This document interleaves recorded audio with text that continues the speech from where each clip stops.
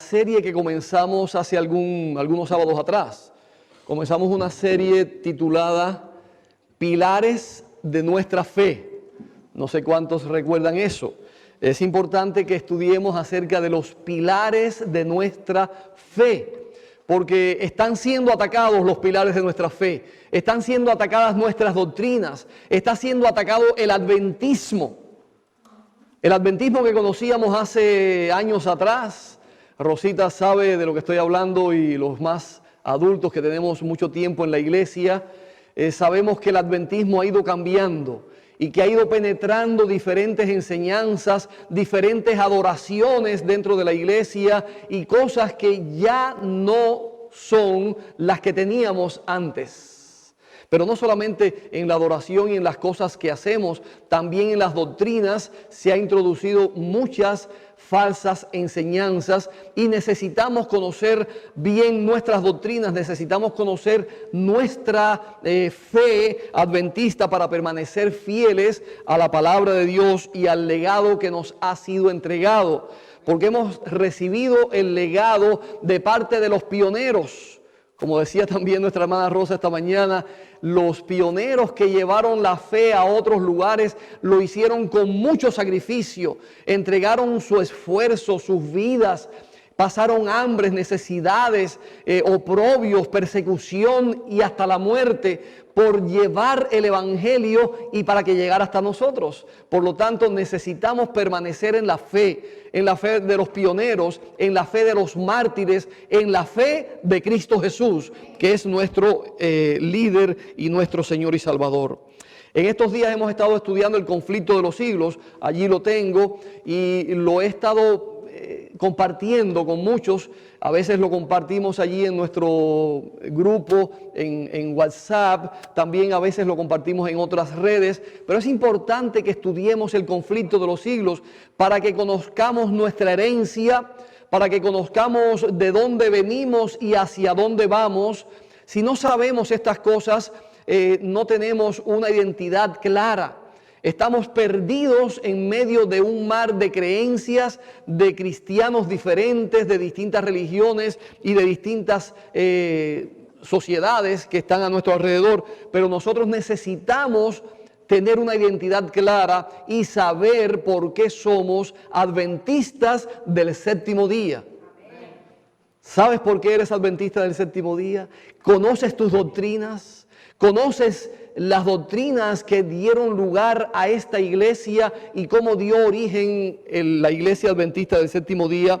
En el capítulo 18 del conflicto de los siglos habla acerca de esto.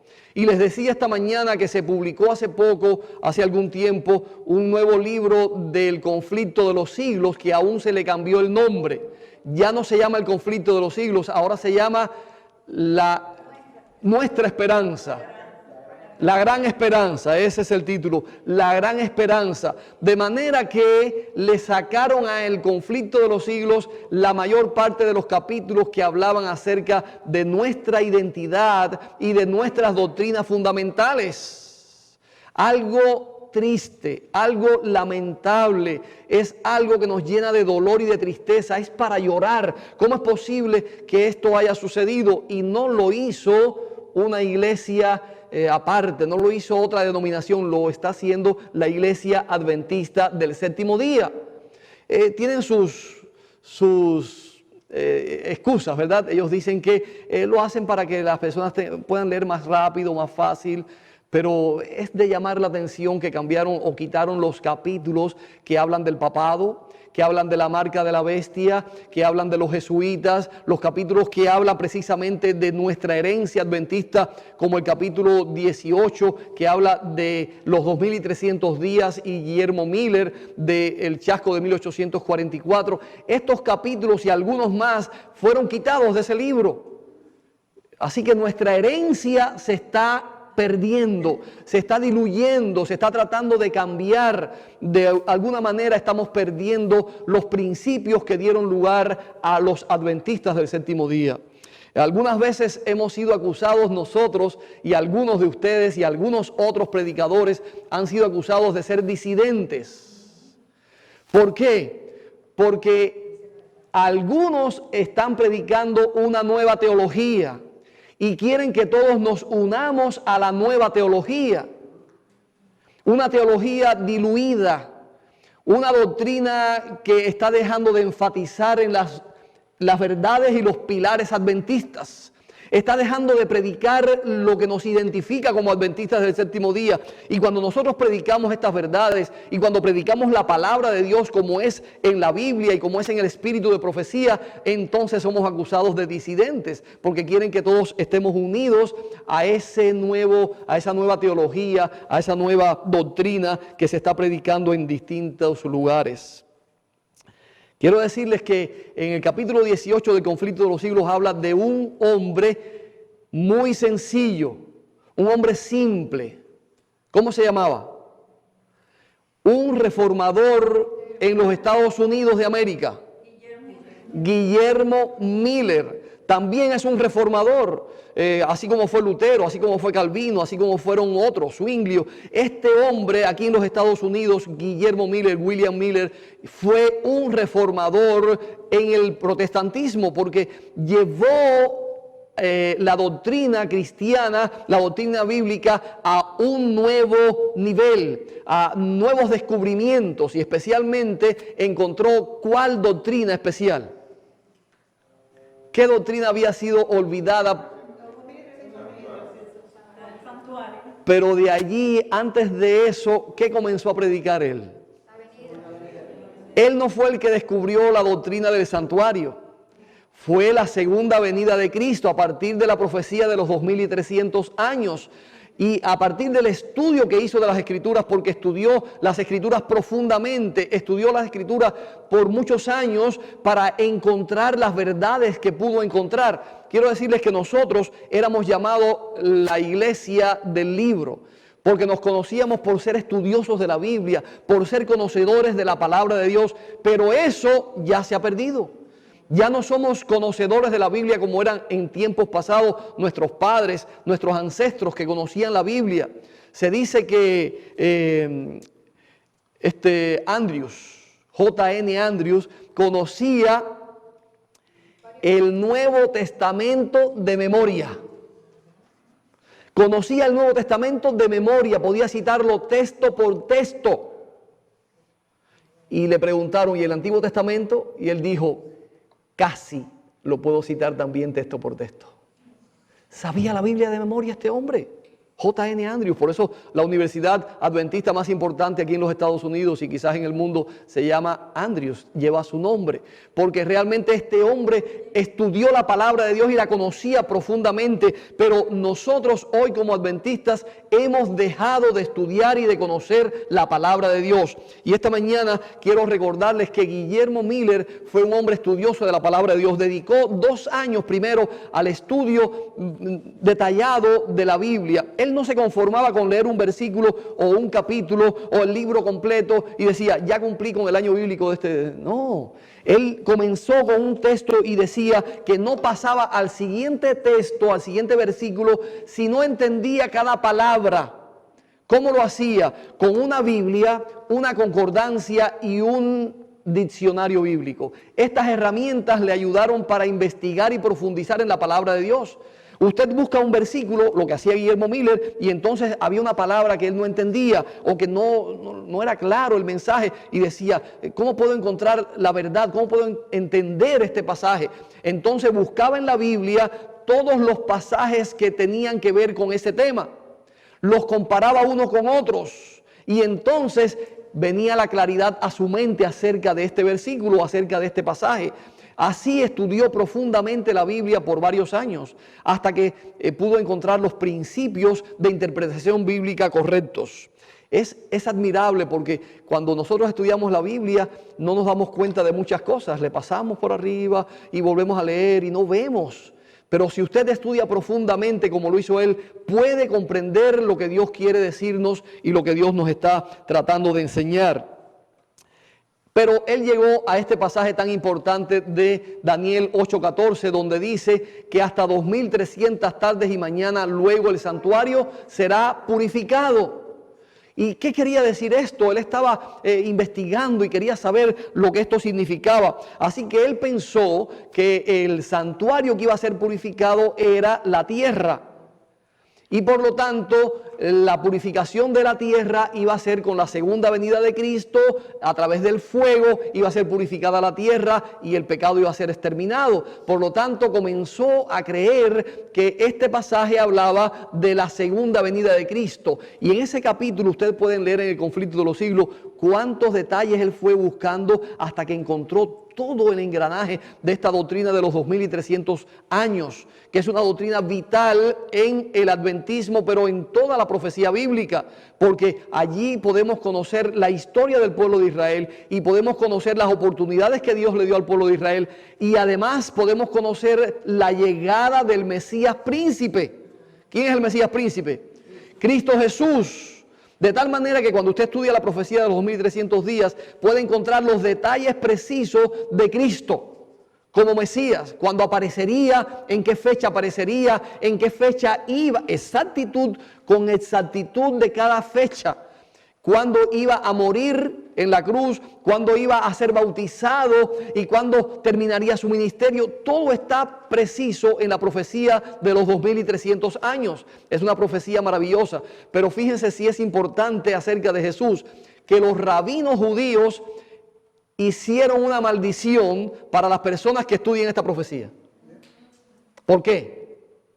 Porque ellos no aceptan a Jesús como el Mesías. Ellos dicen que el Mesías no ha venido y que Jesús no es el Mesías. Y que el que estudie esta profecía recibirá una maldición. Y aún sus huesos, no sé cuántas maldiciones tienen para las personas que estudien estas profecías. Porque no quieren que conozcan a Jesús. Y cuando usted estudia la profecía de los 2300 días, tiene que llegar obligatoriamente a la realidad de que Jesús es el Mesías prometido en las Escrituras. Y Guillermo Miller, estudiando esta profecía, encontró que decía que al terminar los 2300 días, al final de los 2300 días, el santuario sería purificado. Y él decía, ¿qué significa esto? Así que pensó que era la segunda venida de Cristo. Y eso fue lo que él predicó.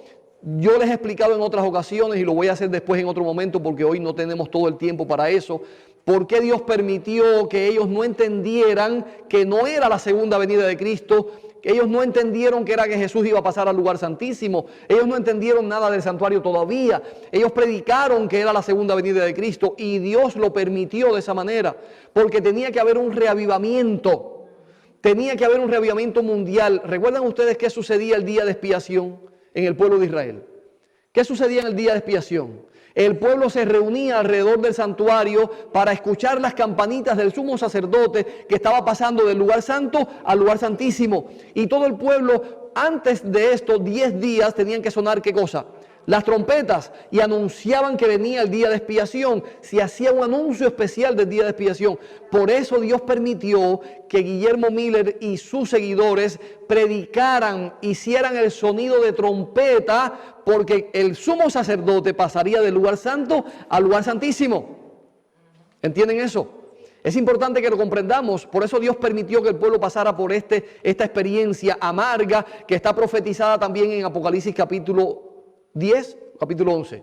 Capítulo 10, gracias, Jim. Él me ayuda y yo lo ayudo a él. Sí, así es. El capítulo 10 de Apocalipsis predice lo que iba a suceder en este episodio de 1844. El gran chasco, el librito dulce y amargo. Entonces estaba predicho, pero ellos no lo vieron, ellos no lo comprendieron, ellos no se dieron cuenta de lo que iba a suceder. Dios puso un velo delante de sus ojos para que ellos no comprendieran que no era la segunda venida de Cristo, sino que era el oficio del sumo sacerdote en el lugar santísimo. Y quiero decirles algo más. Algunos nos acusan de que los adventistas del séptimo día pasaron por un chasco y los adventistas del séptimo día se equivocaron cuando predijeron la segunda venida de Cristo. Eso es falso. Todavía no existía la iglesia adventista del séptimo día. Todavía no existían los adventistas del séptimo día. Quienes existían y quienes predicaron eso fueron los mileritas. Y los mileritas venían de los metodistas, de los bautistas, de los deístas, de las diferentes religiones cristianas que habían en el mundo en ese tiempo. Se unieron con Miller para predicar ese mensaje. No eran los adventistas del séptimo día. Así que no permitan que lo acusen a usted diciendo que la iglesia adventista vino de un chasco y que predijo la segunda venida de Cristo y Cristo no vino. No fueron los adventistas. Todavía la iglesia adventista no existía. ¿Cuándo comenzó la iglesia adventista del séptimo día? 1863 fue establecida oficialmente la iglesia adventista del séptimo día. Pero además de esto, bien podemos pensar que después del chasco de 1844, el 22 de octubre, un pequeño grupo se quedó estudiando las profecías, se quedó estudiando la Biblia para ver en qué se habían equivocado. Y quiero decirles que de allí comenzó la iglesia adventista del séptimo día, de ese pequeño grupo que siguió estudiando la palabra de Dios. Y ¿saben una cosa? Nosotros tenemos que aprender de ellos, porque cuando nosotros pasamos por una pequeña experiencia que no entendemos algo de la palabra de Dios, nos desanimamos. Y entonces a veces decimos, ya yo no creo más en la Biblia porque esto no era verdad. Y eso no sucedió como decía aquí. Yo no entiendo esto y dejamos de estudiar la palabra de Dios. ¿Qué hizo este pequeño grupo? Siguió estudiando, siguió investigando. Y entonces Elena de White tuvo una visión y vio lo que estaba pasando en el santuario celestial. ¿Por qué me quedo callado? Porque no fue Elena White. No fue Elena White quien tuvo la visión del santuario, ni que Jesús estaba pasando del lugar santo al lugar santísimo. Fue Irán Edson. Pero muchas veces nos engañan y nos acusan diciendo que Elena White fue la que hizo esto, hizo lo otro, dijo esto, hizo lo otro, dijo lo otro. Hermanos, tenemos que conocer nuestra historia y tenemos que saber cómo sucedieron las cosas para que nadie nos confunda ni nos engañe. En internet ponen muchas cosas en contra de Elena de White, muchas cosas en contra de la iglesia adventista del séptimo día, pero son mentiras, porque son cosas que han inventado en contra nuestra, porque no saben la verdad, porque no han estudiado ni conocen la historia adventista del séptimo día. Así que Irán Edson, que era un líder de un grupo en un lugarcito allí apartado, no recuerdo ahora el pueblo, estaba estudiando acerca de las profecías, qué estaba pasando con la Biblia, qué estaba pasando porque Cristo no vino. Y dice que iba por medio del campo y de pronto tuvo una visión y vio cómo en el lugar santo estaba el sumo sacerdote oficiando y pasó del lugar santo al lugar santísimo. Entonces vino la claridad a su mente de que las profecías no estaban indicando la segunda venida de Cristo, sino el ministerio del sumo sacerdote en el lugar santísimo. Y pudiéramos estudiar esto por detalle, muy detalladamente, y esta mañana no me queda tiempo. Hemos tenido tantos estudios esta mañana tan interesantes y no podemos explicar todos los detalles esta mañana de la profecía del santuario. Pero el santuario comenzó allí. Allí comenzó el estudio del santuario bíblico y cómo nosotros, nuestra iglesia, pudo basar todas nuestras doctrinas, están basadas en la doctrina del santuario. Ninguna otra denominación cristiana entiende el ministerio del sacerdote en el santuario. No entienden todo el mensaje que hay en el santuario. Todo el santuario representa el ministerio de Cristo y representa el plan de salvación desde el principio hasta el final. Y se lo voy a decir en forma rapidita porque quiero pasar a otra cosa. Por ejemplo, en el atrio, ¿qué pasaba en el atrio? Dice Jesús en Éxodo, dice el profeta en Éxodo 25:8 que Dios le dijo: harán un santuario y yo habitaré en medio de ellos. ¿Qué quería hacer Cristo? ¿Qué quería hacer Dios? Habitar con nosotros. Eso es el atrio. Perdón, ese es el campamento. Eso es fuera del atrio, eso es en el campamento. Cristo vino a habitar en el campamento con su pueblo, vino a identificarse con los seres humanos, vino a ser uno con el hombre, vino a sufrir junto con el ser humano. Cristo vivió en el campamento, habitó con nosotros. Pero cuando un pecador venía al santuario arrepentido trayendo su corderito, su ofrenda, ¿por dónde entraba? Por la puerta del atrio. ¿Quién es la puerta? Cristo es la puerta. No hay ninguna otra cosa que nos pueda dar acceso a la salvación. Para entrar al plan de salvación tenemos que entrar por la puerta que es Cristo Jesús. Así que el pecador tenía que entrar por la puerta que representa a Cristo Jesús. Él es la puerta. Y después de la puerta, ¿qué había?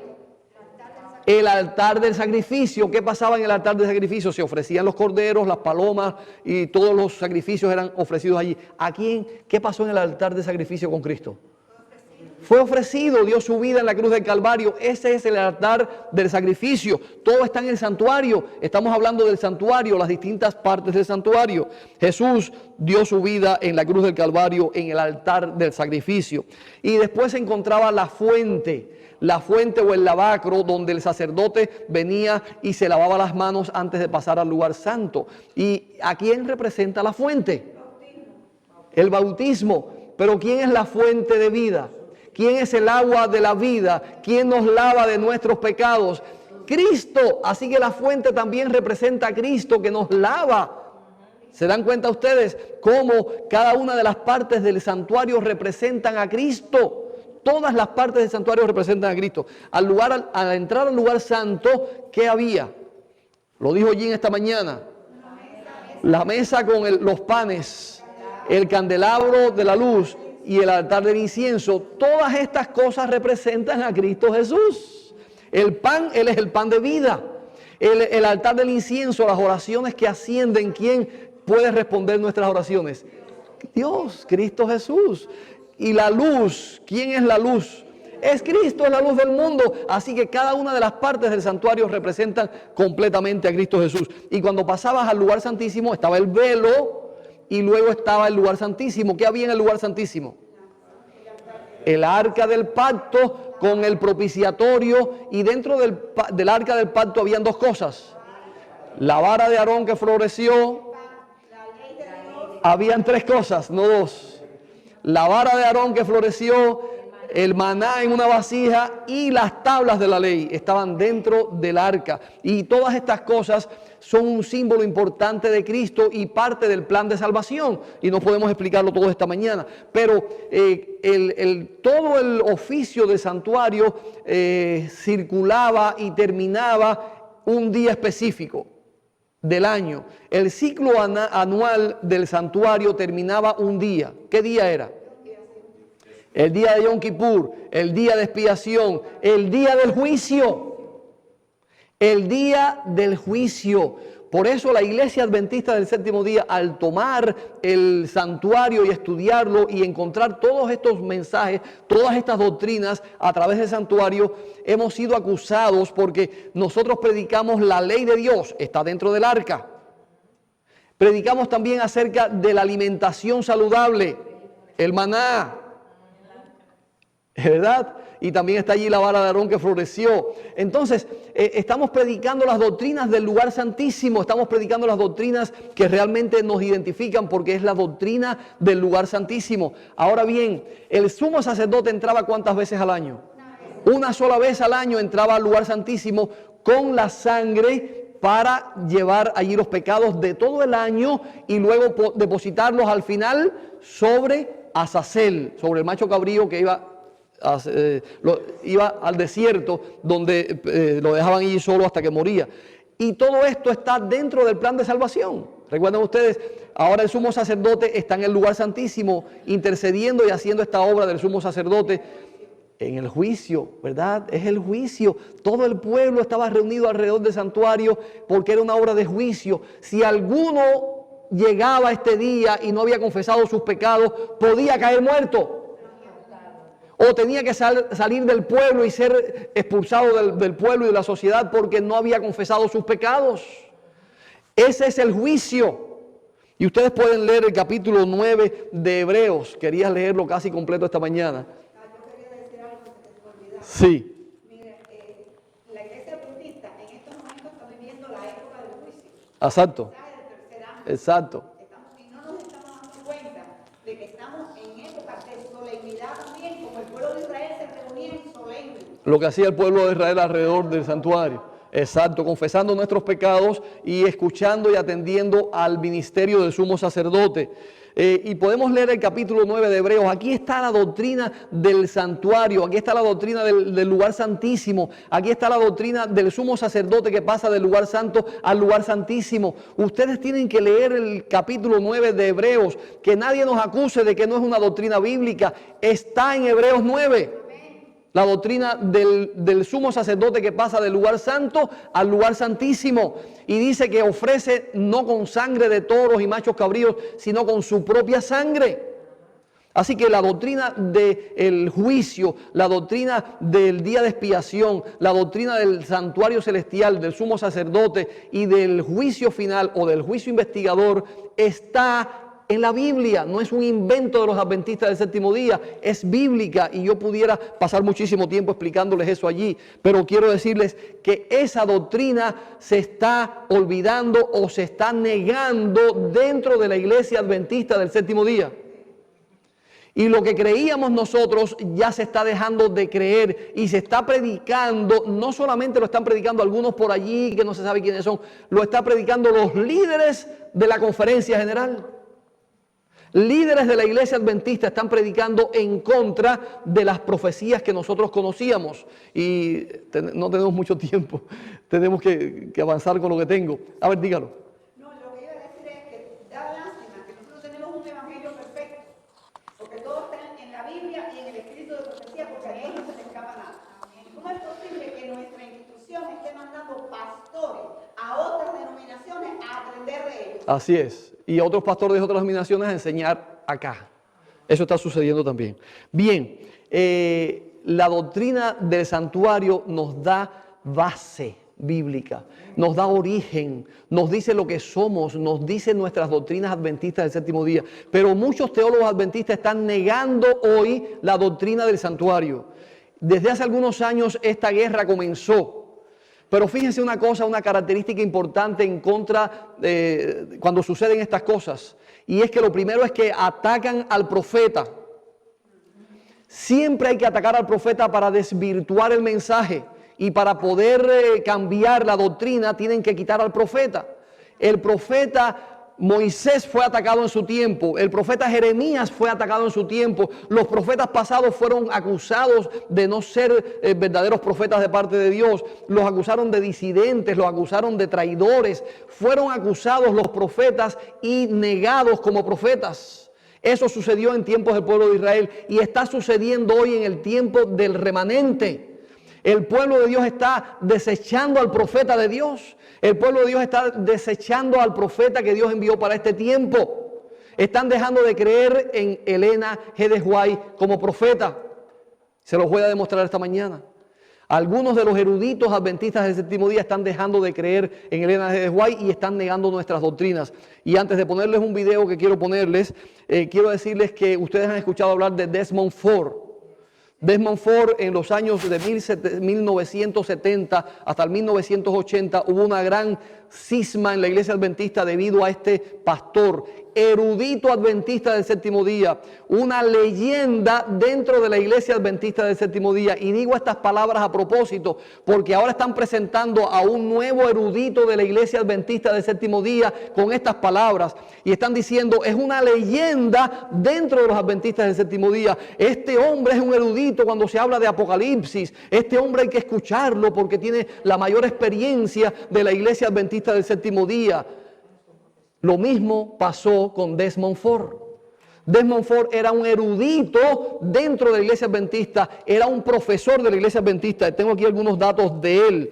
Él dirigió por muchos años el seminario adventista de Pacific Union College en California. Fue director de ese seminario por muchos años. También en Australia, en el colegio de Avondale en Australia, fue director y profesor allí. Durante muchos años fue miembro del comité teológico principal de la iglesia adventista del séptimo día en cuanto al estudio de la Biblia. Era uno de los eruditos más importantes de la iglesia adventista. Pertenecía al comité de investigación bíblica adventista. Este era Desmond Ford, un teólogo importantísimo dentro de la iglesia adventista. Y a partir de los años 1970 comenzó a cambiar la doctrina del santuario. Dejó de creer en Elena G. de White, dejó de creer en el santuario y en el juicio. ¿Por qué algunos eruditos adventistas quieren dejar de creer en el santuario y en el juicio? Porque creen en la doctrina del pecado original. ¿Qué cosa es la doctrina del pecado original? Que el ser humano es pecador por naturaleza y seguiremos pecando hasta que Cristo venga. Por lo tanto, si somos pecadores por naturaleza y estaremos predicando hasta que Cristo venga, no podemos ser juzgados. No puede haber un juicio investigador porque estaremos pecando por naturaleza. Por lo tanto, ¿cómo Dios nos va a juzgar si no podemos dejar de pecar? ¿Tienes razón? ¿Se dan cuenta? Ese es el razonamiento que tienen. Si somos pecadores por naturaleza y no podemos dejar de pecar, no puede haber un juicio investigador. Entonces comienzan a negar la doctrina del santuario, comienzan a negar la doctrina del juicio y tienen que desechar al profeta de Dios porque el profeta de Dios habla de estas doctrinas. ¿Cuál es el origen? La doctrina del pecado. Si tienes un concepto equivocado del origen del pecado, de la doctrina del pecado en nuestras vidas, en nuestra naturaleza, entonces puede ser confundido acerca de la doctrina del santuario y del juicio. Y eso es lo que está sucediendo hoy dentro de la iglesia adventista. Se está enseñando que no hay ninguna generación que va a ser fiel a Dios hasta el final, ni que no va a haber intercesor en un tiempo y que no vamos a recibir el sello de Dios, que no vamos a ser perfectos. Todo eso se está enseñando. No hay, a eso vamos ahora. A eso vamos ahora. Ahora ha surgido un nuevo erudito de la iglesia adventista del séptimo día que se los está anunciando con bombos y platillos. ¿Cómo se llama? John Paulien. Él está siendo anunciado con bombos y platillos de que es un gran erudito, es una eminencia, hay que escucharlo, vamos a escuchar a John Paulien. ¿Qué está diciendo este hombre? Vamos a ver ese video, que traje ahí un pedacito de ese video para ver lo que está diciendo. Este es el hombre. Súbelo.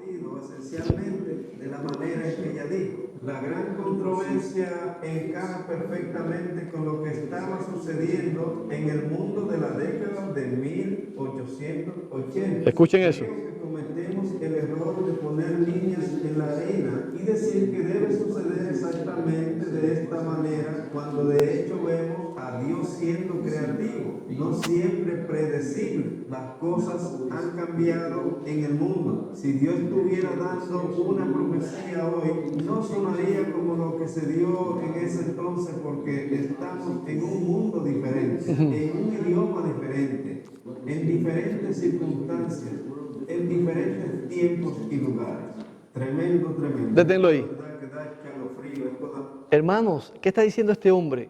Que si Dios estuviera enviando una profecía para este tiempo, no sería como está en el conflicto de los siglos, porque el conflicto de los siglos fue escrito en un tiempo diferente. Y que Elena de White escribió para su tiempo, no para nosotros. Él dice que ella es una profeta clásica o que es una escritora clásica, pero no es una profeta apocalíptica y no es para nuestro tiempo.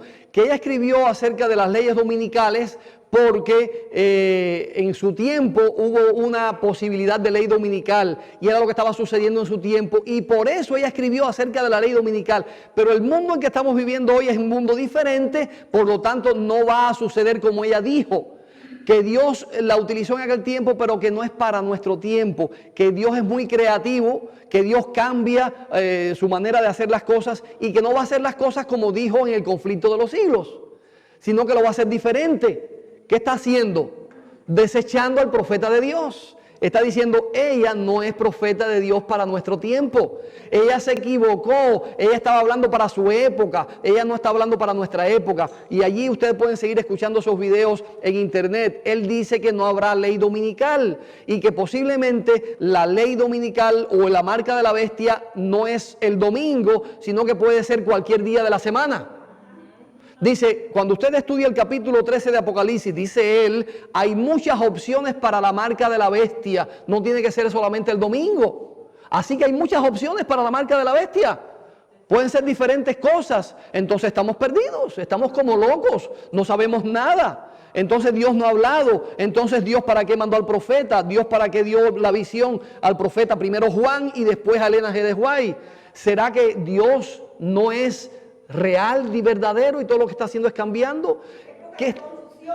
Confusión. Hermanos, lo mismo que sucedió con Desmond Ford está sucediendo con este hombre. Es la apostasía dentro del campamento. Hay apostasía dentro del pueblo de Dios. Y vamos a sufrir esto. ¿Ustedes recuerdan cuando se rebelaron contra Dios, contra Moisés, Coré, Datán y Abirán? ¿Contra quién se rebelaron? Primero se rebelaron contra Moisés. Y dijeron, Dios no va a hablar solamente por ti. Dios puede hablar por cualquiera de nosotros. ¿A quién estaban desechando? Al profeta de Dios. Estaban desechando al ungido de Dios, al profeta que Dios había enviado. No, Dios no tiene que hablar solamente por ti. Dios puede hablar también por mí o por el otro. Desechando al profeta de Dios. ¿Qué pasó con estos hombres? La tierra se abrió y se los tragó. Y a su familia también. Todos los que se unieron con esa rebelión. Fue una rebelión, una apostasía dentro del pueblo de Dios. Eso sucedió en los años pasados, al principio. Sucedió también con Kellogg, que se rebeló contra Dios, se rebeló contra el profeta, se rebeló contra lo que Dios había llamado para que él hiciera. Esto sucedió con Desmond Ford y con otros líderes de la Iglesia Adventista del Séptimo Día. Y está sucediendo hoy delante de nuestros ojos con John Paulien. Él está en apostasía, hablando en contra del profeta de Dios, está hablando en contra del santuario, está hablando en contra de la ley dominical, está hablando en contra de la marca de la bestia, que no es como la iglesia lo predica, que puede ser diferente, que puede ser otra cosa. Hermanos, estamos viviendo en tiempos del fin. Se acabó. Estaba profetizado por la palabra de Dios. Estaba profetizado que esto iba a suceder dentro del pueblo de Dios. Y yo tengo aquí muchos textos del espíritu de profecía y tengo muchos textos bíblicos que quisiera compartir con ustedes. Por ejemplo, 2 de Tesalonicenses capítulo 2 versículo 3. Quiero leer estos 3 versículos antes de terminar porque es bíblico. No es algo que yo esté inventando, es algo bíblico que está profetizado. 2 de Tesalonicenses capítulo 2 versículo 3. Vamos a ver qué dice allí. ¿Lo puedes buscar? Búscalo allí en Primera a los Tesalonicenses, capítulo 2, versículo 3. Segunda de Tesalonicenses. Ahí está. ¿Puedes agrandarlo un poquito? Gracias.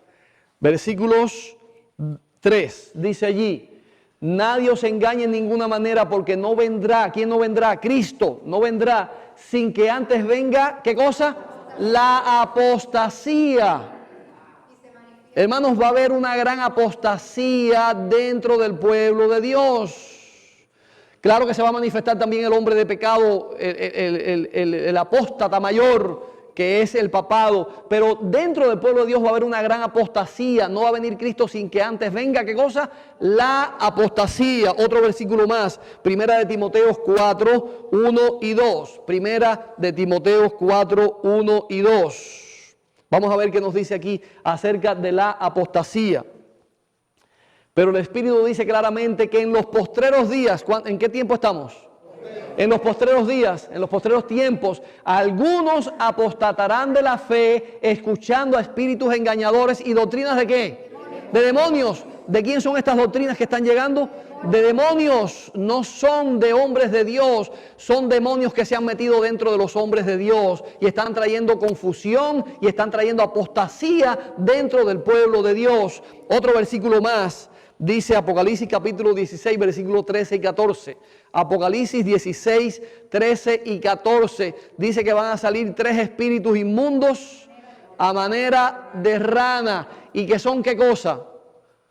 Vamos a ver lo que dice allí. Y vi salir de la boca del dragón y de la boca del falso, de la bestia y de la boca del falso profeta, 3 espíritus inmundos a manera de rana. Pues son espíritus de demonios que hacen señales, que van a los reyes de la tierra en todo el mundo para reunirlos a la gran batalla del gran Dios Todopoderoso. Hermanos, está hablando de la apostasía, pero ¿por qué viene la apostasía? Por las doctrinas de demonios que se están metiendo dentro de la iglesia. Y no están siendo traídas por gente de otras iglesias, están siendo traídas por los eruditos de la iglesia adventista del séptimo día. Dice que grandes estrellas que han brillado por mucho tiempo, ¿qué pasará con ellas? Caerán. Y van a arrastrar con ellos a muchos, van a engañar a muchos. Mirad que nadie os engañe. porque va a venir la confusión, va a venir la apostasía, van a venir doctrinas dentro de la iglesia. Y si tú no estás estudiando, si tú no estás en comunión con Dios y con su palabra cada día, hermano, vas a ser confundido. Vas a ser confundido y vas a caer en la apostasía. Tristemente algunos hermanos dicen, no, vamos a estudiar la Biblia, vamos a la iglesia, entonces leemos allí o escuchamos allí lo que dice, pero cuando llegamos a la casa no leemos, no estudiamos, no profundizamos. Aquí tengo algunos textos del Espíritu de Profecía. Dice que debemos volver al estudio de la Biblia profundamente.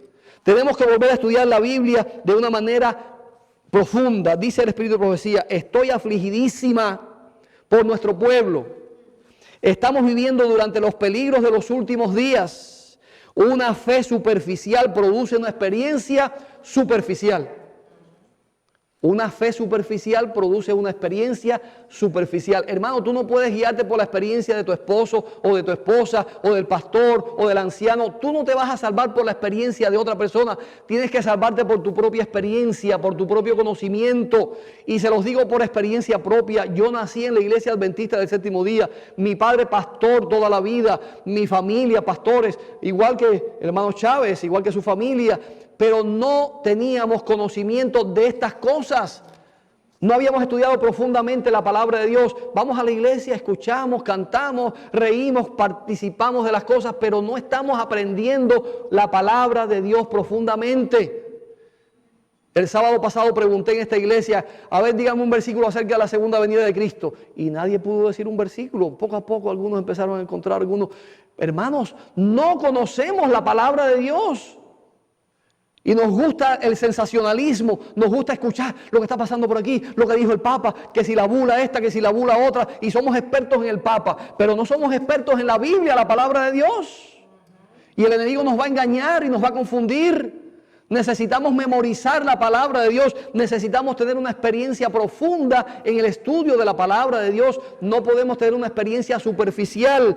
Y dice más aquí ella, todos deben comprender la necesidad de entender la verdad por sí mismos. Individualmente debemos comprender las doctrinas que han sido estudiadas con cuidadosa oración. Tenemos que conocer nuestras doctrinas, estudiarlas, profundizarlas y tenerlas interiorizadas para que nadie nos pueda engañar. Porque van a venir eruditos como Desmond Ford, van a venir eruditos como John Paulien y nos van a decir, no, ya no hay ley dominical, no hace falta seguir creyendo en el día del juicio, no hay que seguir creyendo en el santuario, o ya no hay que creer más en esto o en lo otro. Eso va a seguir sucediendo constantemente. ¿Y usted a quién le va a creer? Escrito está. A la ley y al testimonio. Hermano, la Biblia y el espíritu de profecía. No lea solamente la Biblia, lea la Biblia y el espíritu de profecía.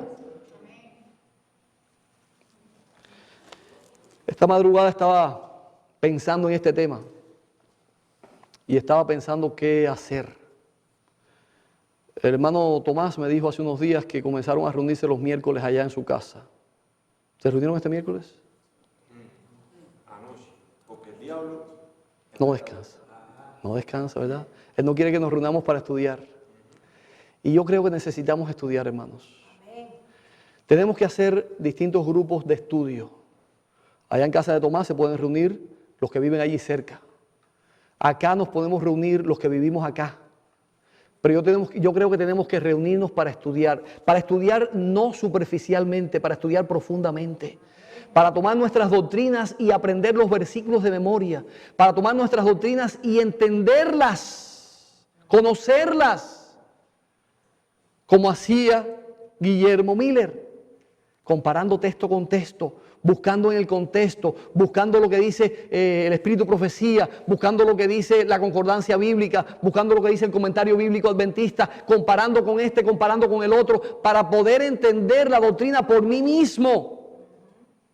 No se conformen con escuchar lo que dice Esteban Borr, no se conformen con escuchar lo que dice David Gay, no se conformen con escuchar lo que dice el otro. Tenemos que estudiar y tener una experiencia propia.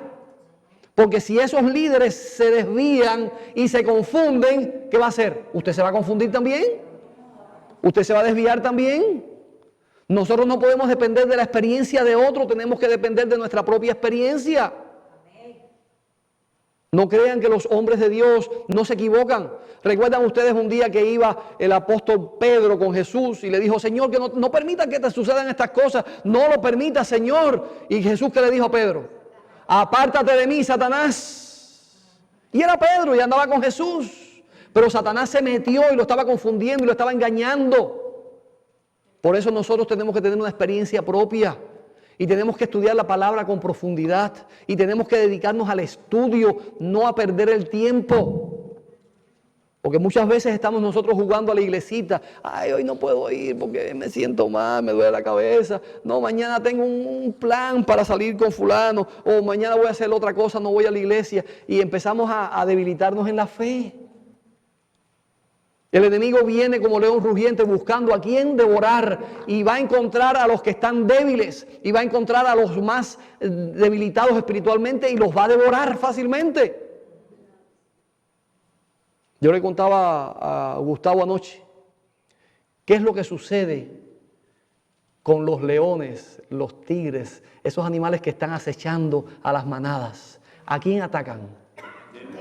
Al débil, al que se queda detrás. Al que se queda solo. Viene después y cuando ve que está solo y que está debilitado, viene rápido el león, ¡ran! Y se lo come. ¿Qué va a pasar con nosotros, hermanos? Va a pasar lo mismo. El diablo anda buscando a los que están débiles, a los que tenemos una fe superficial y nos va a devorar, nos va a destruir y nos va a confundir. Yo quiero que ustedes estén en el reino de los cielos. Yo quiero estar también en el reino de los cielos y tenemos que hacer fuerza porque solo los valientes lo arrebatan. Yo quiero preguntarte esta mañana, ¿tú quieres estar en el reino de los cielos? ¿Tú quieres ser engañado por la apostasía? ¿Tú quieres ser engañado por los PhD o por los tremendos eruditos? PhD, ¿verdad? ¿Quieres ser engañados por ellos? ¿O tú quieres seguir a Cristo Jesús? Hermano, si tú quieres seguir a Cristo Jesús, yo quiero que te pongas de pie esta mañana. Quiero orar por ti y quiero pedirle a Dios que te fortalezca, que nos ayude para que no haya nada que nos pueda separar de Cristo Jesús. Porque el enemigo viene como león rugiente y está buscando a quien devorar. Y va a traer confusión, y va a traer engaño, y va a traer todo tipo de doctrinas falsas. Y va a debilitar los pilares de nuestra fe. Dentro de los líderes de la iglesia se va a empezar a predicar doctrinas falsas. Ya se están predicando. Y va a llegar el momento que va a decir, no, vamos a ir el domingo a la iglesia, no importa, vamos a adorar en domingo, no importa, vamos a obedecer las leyes para no tener problemas, para que no cierren la iglesia, o para que no nos boten del trabajo, o para mantener nuestras instituciones, tenemos que hacerlo. Y entonces van a claudicar de la fe. Pero si tú le pides al Señor, si tú oras y si tú estudias la palabra de Dios fervientemente, el Señor te va a proteger. Amén. Quiero orar por cada uno esta mañana. Oremos. Padre Santo, estamos viviendo en tiempos peligrosos. La profeta decía que estaba afligidísima, lloraba y sufría a causa de lo que estaba sucediendo en la iglesia. Ella vio en visión cómo los jesuitas estaban tomando la iglesia. Cómo los jesuitas estaban rodeando su casa y diciendo que todos sus escritos estaban proscritos. Y eran los dirigentes de la iglesia adventista. Oh Padre de amor, estamos siendo atacados desde afuera y desde adentro.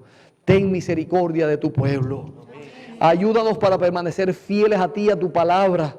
Ayúdanos para poder conocer tu palabra y que tengamos una experiencia personal. Que nadie nos pueda engañar ni confundir. Que los hombres de Dios puedan permanecer fieles. Señor, tú has prometido que va a haber un remanente, como en tiempos del profeta Elías. Habían 7,000 hombres que no habían doblado sus rodillas delante de Baal. Ayúdanos para permanecer de pie. Ayúdanos para permanecer fieles. Y líbranos, Señor, de las acechanzas del enemigo, porque aun si fuere posible engañará a los escogidos. Padre, nos ponemos en tus manos. Y te pido de favor que nos fortalezcas en tu palabra y en la fe. Amén. Lo pedimos y lo agradecemos en el nombre y en los méritos de Cristo Jesús. Amén. Amén. El Señor les guarde y les bendiga.